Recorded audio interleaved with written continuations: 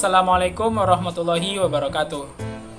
Perkenalkan, nama saya Hafiz Hermanda Putra dengan NIM 210161446 dari Prodi Pendidikan Bahasa dan Sastra Indonesia, Fakultas Bahasa dan Seni Universitas Negeri Padang, tahun 2022. Pada kesempatan kali ini, saya akan menjelaskan materi tentang diskusi. Yang pertama ada pengertian diskusi. Apa itu diskusi? Diskusi adalah perundingan atau pertukaran pemikiran untuk memperoleh pemahaman mengenai penyebab suatu masalah dan solusi penyelesaiannya. Kata diskusi itu sendiri berasal dari bahasa Latin discutio atau discussum, yang berarti bertukar pikiran. Sementara itu, dalam bahasa Inggris, discussion yang berarti perundingan atau pembicaraan.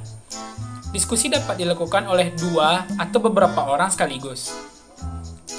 Tujuan diskusi sendiri adalah untuk memperoleh pemahaman bersama secara teliti dan jelas dari suatu informasi, pendapat, dan pengalaman yang telah saling diberitahukan. Diskusi juga digunakan untuk mempersiapkan dan merampungkan kesimpulan, pernyataan, atau keputusan akhir. Selain itu, diskusi umumnya disertai dengan debat antar peserta diskusi.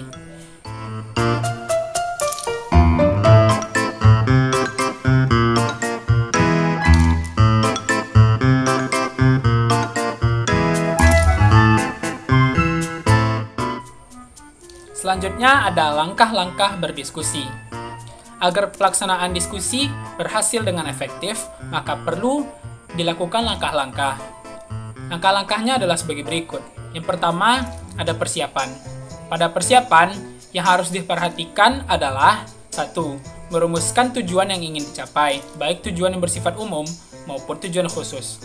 Yang kedua, menentukan jenis diskusi yang dapat dilaksanakan sesuai dengan tujuan yang ingin dicapai. Yang ketiga, menetapkan masalah yang akan dibahas. Dan yang keempat, mempersiapkan segala sesuatu yang berhubungan dengan teknis pelaksanaan diskusi. Misalnya, papan tulis, proyektor, dan lain-lain sebagainya. Yang kedua, ada pelaksanaan diskusi.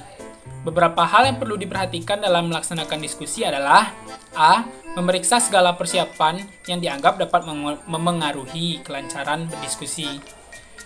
B. Memberikan pengarahan sebelum dilaksanakan diskusi, misalnya menyajikan tujuan yang ingin dicapai, serta aturan-aturan diskusi sesuai dengan jenis diskusi yang akan dilaksanakan.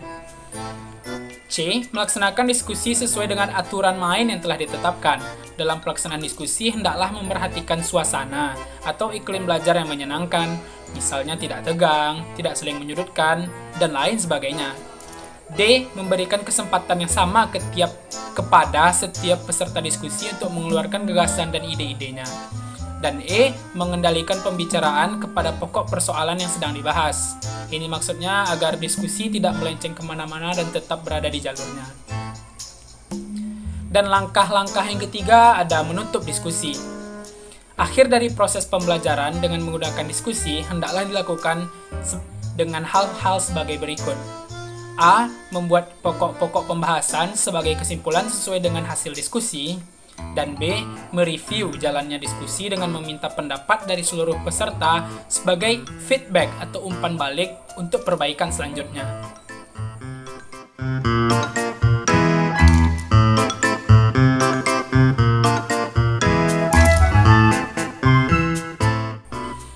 C. Hambatan berdiskusi. Diskusi yang tak berhasil biasanya diakibatkan satu atau lebih dari sebab-sebabnya. Beberapa di antaranya adalah sebagai berikut. Yang pertama ada kurangnya pengetahuan awal peserta diskusi. Dan yang kedua, adanya peserta diskusi yang terlalu dominan.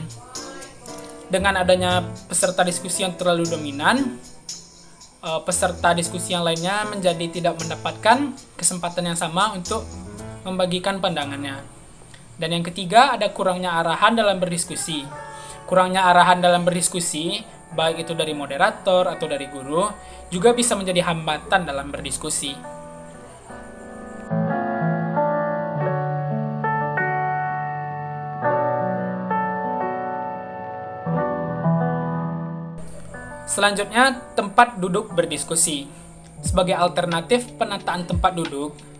Ada beberapa model penataan bangku yang biasa digunakan dalam pembelajaran kooperatif. Di antaranya seperti, satu ada meja tapal kuda.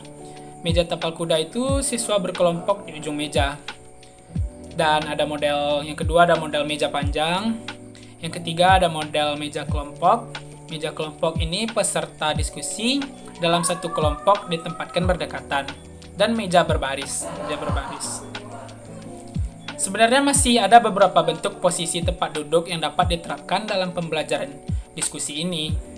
Dalam memilih desain penataan tempat duduk, perlu memperhatikan jumlah peserta dalam diskusi yang akan disesuaikan pula dengan metode yang akan digunakan.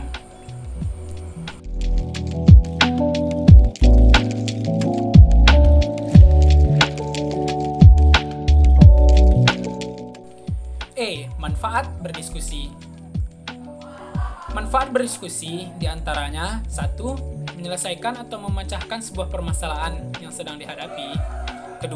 Menambah wawasan, ilmu pengetahuan, serta pemahaman terhadap realitas tertentu. 3. Melatih berbicara di hadapan kelompok dan belajar mandiri menjadi pendengar yang baik. Yang keempat, melatih individu untuk saling menghargai pendapat satu sama lainnya. Yang kelima, sebagai suatu upaya untuk meningkatkan tradisi intelektual. Yang keenam, meningkatkan atau menumbuhkan kepedulian serta kepekaan terhadap suatu masalah di lingkungan sosial.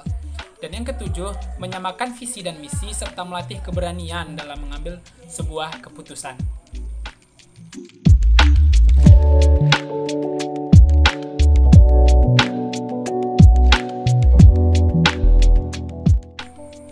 Unsur-unsur diskusi. Unsur diskusi dapat dibagi menjadi 3, yaitu 1. Unsur manusia, seperti moderator atau pemimpin diskusi, penyaji, narasumber, pembicara, notulis atau sekretaris, dan peserta diskusi. Yang kedua, ada unsur materi, seperti topik diskusi atau permasalahan, dan tujuan. Yang ketiga, ada unsur fasilitas, seperti ruangan, perlengkapan, misalnya meja, kursi, papan tulis, dan kertas.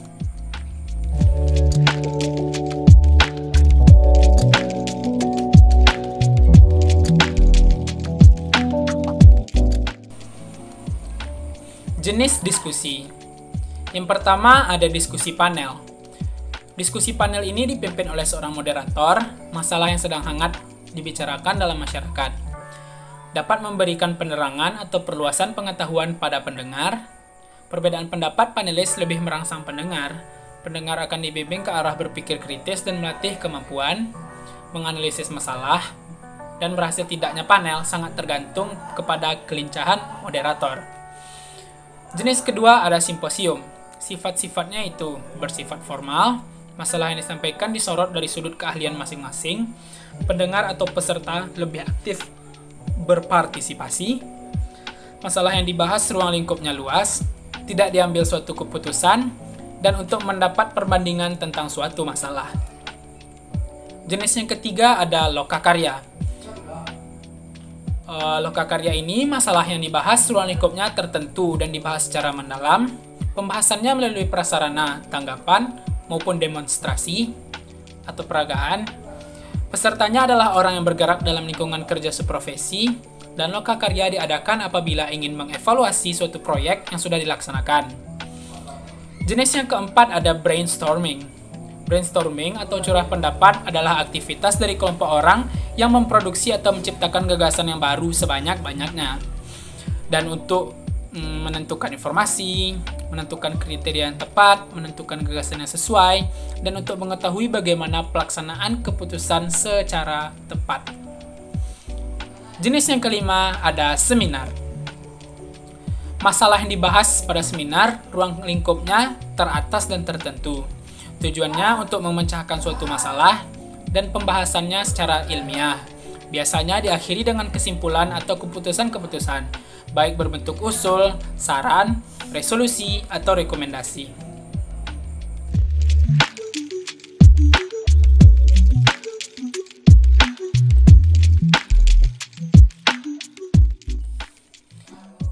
Praktik diskusi. Dalam praktiknya, diskusi terbagi menjadi beberapa peran, yaitu 1. Moderator. Tugas moderator adalah untuk memimpin diskusi. Yang kedua, ada panelis atau pembicara. Yang ketiga, ada notulis, atau sering juga disebut sebagai sekretaris atau notulen. Dan yang keempat, ada peserta diskusi.